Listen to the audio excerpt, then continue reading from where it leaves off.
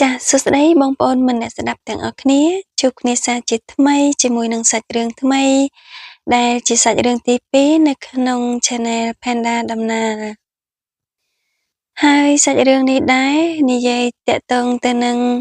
មិត្តនារីជនជាតិវៀតណាមម្នាក់ដែលគាត់បានរៀបការជាមួយនឹងស្វាមីជនជាតិកូរ៉េហើយគាត់បានមករស់នៅលើទឹកដីប្រទេសកូរ៉េនឹងរយៈពេល10ឆ្នាំហើយគាត់មានកូនរហូតទៅ5នាក់ហើយក្រោយពេលមានកូនរហូតដល់5នាក់ហ្នឹងវាគឺជាចំនួនកូនច្រើនដែរប៉ុន្តែពេលនេះគាត់ជួបការលំបាកជីវិតរបស់គាត់អញ្ចឹងទៅយើងចង់ដឹងថាជីវិតគាត់ជួបការលំបាកប្រែប្រួលអីខ្លះយើងចូលទៅស្ដាប់សាច់រឿងពេញទាំងអស់គ្នាតែម្ដងអុកចៅគឺជាឈ្មោះរបស់ប្អូនស្រីនៅក្នុងសាច់រឿងហើយគាត់បានរៀបការជាមួយនឹងស្វាមីដែលជាជនជាតិកូរ៉េហ្នឹងរយៈពេល10ឆ្នាំហើយគាត់មានកូនរហូតដល់ទៅ5នាក់ហើយកូនពៅរបស់គាត់ហ្នឹងទើបតែមានអាយុ5ខែប៉ុណ្ណឹងឯងបងប្អូននិយាយរួមទៅចំនួនកូន5បើសិនជាយើងគិតនៅស្រុកខ្មែរគឺជាចំនួនកូនដែលធម្មតាប៉ុន្តែនៅស្រុកកូរ៉េចំនួនកូន5ហ្នឹងគឺច្រើនព្រោះថាជាទូទៅនៅទីនេះគេច្រើនតែយកកូន2ឬ3ហ្នឹងអស់ហើយភាគតិចលោតទៅដល់4 5ហ្នឹងលើកលែងតែជីវិតគេដែលថាគេរកលុយបានច្រើនអញ្ចឹងណាអញ្ចឹងគេអាចនឹងយកកូនច្រើនហើយជីវិតគ្រួសារអុកចៅក៏អញ្ចឹងដែរពីដំបូងដែលគាត់ការមកដំបូងហ្នឹងក៏ជីវិតគ្រួសារគាត់មិនជាលំបាកអីដូចឥឡូវហ្នឹងទេគាត់ក៏ធូរធារដែរអញ្ចឹងណាអញ្ចឹងហើយទៅប្តីគាត់យកកូនច្រើនហ្នឹងប៉ុន្តែដល់ពេលឥឡូវហ្នឹងប្តីគាត់ដូចថារកស៊ីខាតអីចឹងទៅគាត់បាក់ទឹកចិត្តណាដល់ពេលអញ្ចឹងទៅគាត់អត់មានកម្លាំងចិត្តថាចិញ្ចឹមកូនបានច្រើនអញ្ចឹងតទៅមុខទៀតដោយរស់នៅក្នុងប្រទេសកូរ៉េហ្នឹងនៅពេលដែលស្ដាប់អញ្ចឹងបងប្អូនអាចនឹងគិតថាឮគេថាស្រុកកូរ៉េហ្នឹងក្រែងកូនកើតកូនគេឲ្យជំនួយឲ្យអីចឹងហ៎បងប្អូនបើយើងពឹងទៅលើគេឲ្យជំនួយហ្នឹងយើងវាពិបាកដែរព្រោះអីគេមិនជួយយើងពេញដៃពេញជើងណាបើសិនយើងអត់មានលុយខ្លួនឯងយើងរំពឹងលុយរត់គេជួយហ្នឹងក៏វាមិនកើតដែរវាមិនអាចទៅរួចចឹងណាអញ្ចឹងអ្នកដែលហត់នឹងលំបាកគឺមានតែយើងខ្លួនឯងហ្នឹងឯង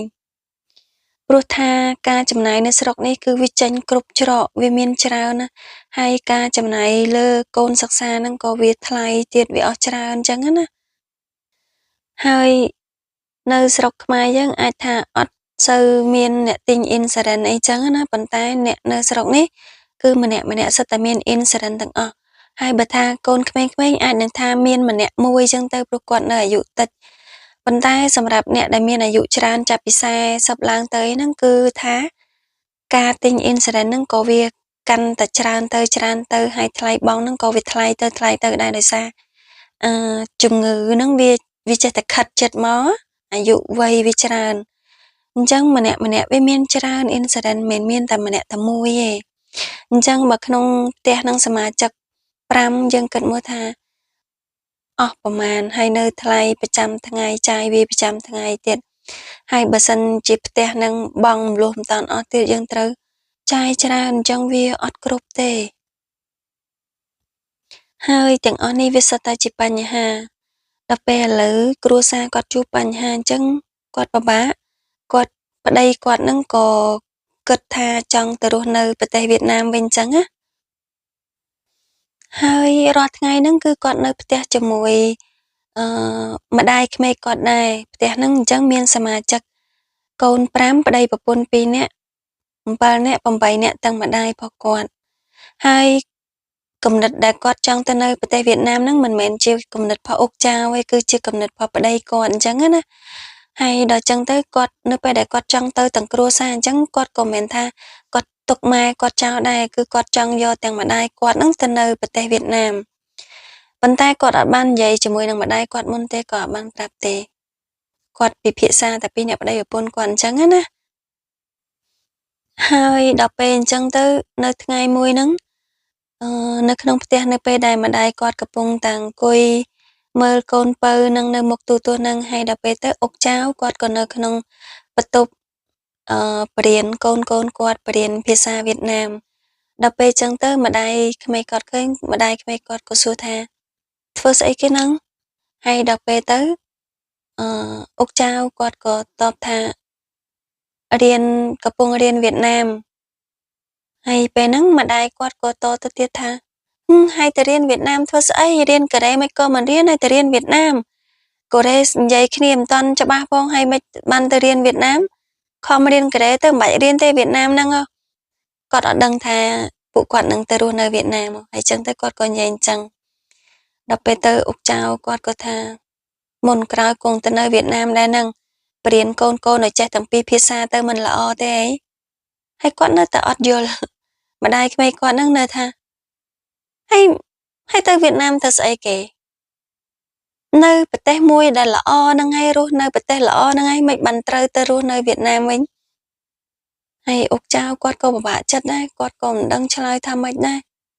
ព្រោះអីទាំងអស់ហ្នឹងសិតតែជាគំនិតភ័ព្វប្តីគាត់ចឹងណា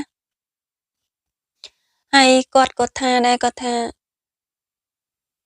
ឥឡូវកូនវាច្រើនហើយចំណូលយើងក៏វារកបានតិចការចំណាយក៏វាច្រើនធ្វើការផងមើលកូនផង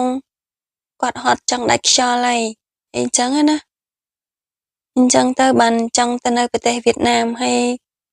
គាត់ក៏ប្តីម្ដាយគាត់ហ្នឹងក៏និយាយថាហើយទៅនៅវៀតណាមហ្នឹងវាស្រួលជាងនៅហ្នឹងមែនហើយទៅនៅវៀតណាមទៅនៅមិនបើកូនអត់ចេះភាសាវៀតណាមផងហើយម្ដាយក្មេងគាត់ហ្នឹងក៏អត់តាន់ដឹងថាគាត់ក៏ត្រូវទៅដែរអញ្ចឹងទេប៉ុន្តែនៅពេលដែលកូននិយាយអញ្ចឹងទៅគាត់ពិបាកចិត្តអញ្ចឹងណាម្ដាយក្មេកណា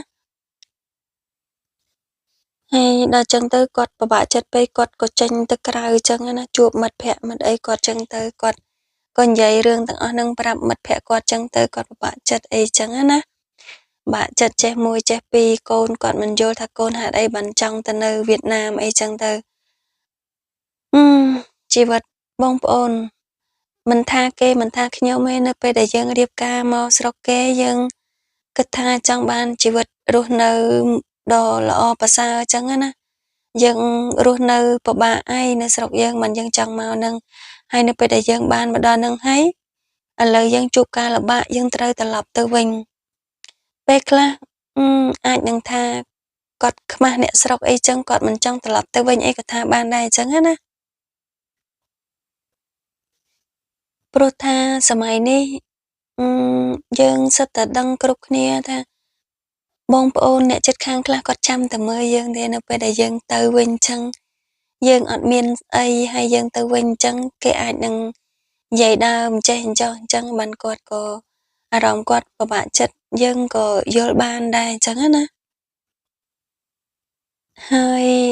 ប្រហែលថ្ងៃក្រោយមកគាត់ក៏និយាយជាមួយម្ដាយគាត់នឹងថាពួកយើងនាំគ្នាទៅដើរលេងដូចថាយើងទៅដើរលេងខេត្តអីចឹងណាចេញទៅលេងមួយយប់ពីរយប់ទៅដើរលេងជាលើកចុងក្រោយហើយយើងត្រូវទៅរស់នៅប្រទេសវៀតណាមអញ្ចឹងម្ដាយគាត់គ្រាន់តែឮថាទៅដើរលេងជាលើកចុងក្រោយអញ្ចឹងម្ដាយគាត់ពិបាកចិត្តគាត់ពិបាកចិត្តហើយគាត់យំគាត់ថាហេតុអីបាននិយាយថាទៅលើកចុងក្រោយទៅដើរលេងជុំគ្រួសារអញ្ចឹងសប្បាយសងអីយើងត្រូវមកទៀតយើងជុំគ្រួសារយើងនាំកូននាំចៅលេងអញ្ចឹងសប្បាយហេតុអីក៏និយាយពាក្យលើកចុងក្រោយអីចឹងណាហើយអុកចៅក៏គាត់ប្រាប់ដែរថាប្តីបានសម្រេចចិត្តហើយថាពួកយើងទៅនៅវៀតណាមទាំងអស់គ្នាអញ្ចឹងណាហើយអញ្ចឹងទៅគាត់ក៏ហៅប្តីមកសួរហៅកូនបកើតគាត់ហ្នឹងមកអង្គុយនិយាយជុំគ្នាពិភាក្សាគ្នាថាហេតុអីបានត្រូវទៅរស់នៅប្រទេសវៀតណាមរស់នៅប្រទេសមួយដ៏ល្អបែបហ្នឹងហើយមានហេតុអីហើយកូនគាត់ក៏តបមកវិញថាឥឡូវគាត់អត់មានទឹកចិត្តហើយគាត់ក៏អត់មានចំណឿចិត្តថាគាត់អាចចិញ្ចឹមកូន5នឹងបាននៅដោយរស់នៅប្រទេសកូរ៉េហ្នឹងឯងហើយគាត់បានស្វែងរកផ្ទះនៅគាត់ឆែកមើលហើយអស់ហើយផ្ទះនៅវៀតណាមតម្លៃត្រឹមតែ3-40000 ហ្នឹងគឺអាចទិញបានហើយអញ្ចឹងនៅពេលដែលពួកគាត់ទៅគាត់រកស៊ីអីបន្តិចបន្តួចចឹងទៅអាចរស់បានហើយវាអត់ពិបាកដូចឥឡូវហ្នឹងនៅប្រទេសកូរ៉េអញ្ចឹងម្ដាយគាត់ថាហើយទៅយ៉ាងម៉េចបើអត់ចេះភាសាវៀតណាមផងគាត់ថា គាត់រៀនទៅព្យាយាមរៀនទៅចេះហើយគាត់ថារស់នៅនឹងឯការចង់និយាយថាអឺ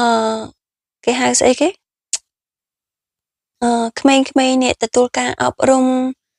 រៀនសូត្រអីហ្នឹងវាល្អជាងនៅស្រុកវៀតណាមអីចឹងណាគាត់ចង់និយាយអញ្ចឹងទៅគាត់ចង់ឲ្យចៅគាត់នៅនឹងអត់ចង់ឲ្យទៅនោះទេហើយចៅគាត់អត់ចេះភាសាវៀតណាមផងហើយឲ្យទៅរស់នៅយ៉ាងម៉េចគាត់ពិបាកចិត្តគាត់យំម្ដាយក្មេកគាត់យំឲ្យតែនិយាយគាត់យំគាត់ពិបាកចិត្តហើយគាត់ថាគាត់អត់ទៅទេព្រោះគាត់ចាស់ហើយអាយុប៉ុណ្ណេះហើយគាត់ទៅនៅនឹងធ្វើស្អីហើយអញ្ចឹងទៅគាត់ថាបើសិនជាគាត់មិនអាចហាមឃាត់កូនទាំងអស់បានទេគាត់នៅនឹងម្នាក់ឯងឲ្យកូនទៅគាត់អត់ទៅទេគាត់នៅនឹងអញ្ចឹងណាហើយដល់ពេលឮអញ្ចឹងទៅអុកចៅគាត់ក៏និយាយដែរគាត់ថាតាមពិតទៅចិត្តគាត់ក៏អត់ចង់ទៅដែរគាត់ចង់នៅនឹងហើយប្តីគាត់ក៏និយាយទៀតគាត់ថាគាត់បានតាំងចិត្តហើយថានឹងទៅអញ្ចឹងទៅគាត់ថាបើប្រពន្ធគាត់ចង់នៅឲ្យប្រពន្ធគាត់នៅនឹងធ្វើការហើយចាំផ្ញើលុយទៅឲ្យពួកគាត់ហើយនឹងកូនគាត់នាំកូនទៅអញ្ចឹងណាហើយឥឡូវយើងគិតមើលបើសិនជាយើងជាអុកចៅតែយើងគិតមិនប្តីនាំកូនទៅទាំងអស់ហើយកូនតូចទៀតហើយឲ្យយើងនឹងធ្វើការនៅកូរ៉េហើយផ្ញើលុយទៅវៀតណាមវិញ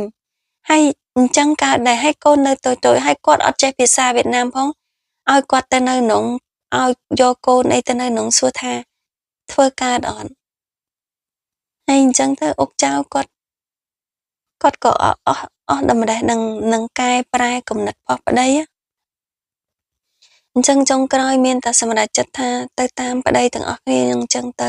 ទាំងបង្ខំទៅទាំងមិនសប្បាយចិត្តចឹងទៅហើយម្ដាយក្មេកគាត់ក៏បាននិយាយជាមួយអុកចៅដែលជាកូនប្រសាហ្នឹងប្រាប់ថាឥឡូវបើយើងមិនអាចកែប្រែគំនិតគាត់បានទេអញ្ចឹងមានតែទៅនឹងសិនទៅចឹងហើយបើសិនជាជួបការលំបាកអីថ្ងៃក្រោយត្រឡប់មកវិញកុំភ្លេចត្រឡប់មកវិញព្រោះថានៅមានម៉ាក់នៅចាំរងចាំកូនជានិច្ចនៅប្រទេសកូរ៉េនឹងចឹងណាកុំភ្លេចថាមានម៉ាក់នៅនឹងចាំកូនត្រឡប់មកវិញគាត់យំរហូតចិត្តជាម្ដាយហើយនៅពេលដែលកូនទៅគាត់ត្រូវរស់នៅផ្ទះនៅកូរ៉េម្នាក់ឯងចឹងណាអញ្ចឹងទៅគាត់យំរហូតបងប្អូនគិតមើលឆ្លងកាត់រឿងមួយនេះតើបងប្អូនបើសិនជាបងប្អូនតើបងប្អូនយល់មិនដែរអញ្ចឹងមិនថាជីវិតវាឡើងចុះយើងមើលវាអត់ឃើញណាហើយដោយប្តីអុកចៅហ្នឹងគាត់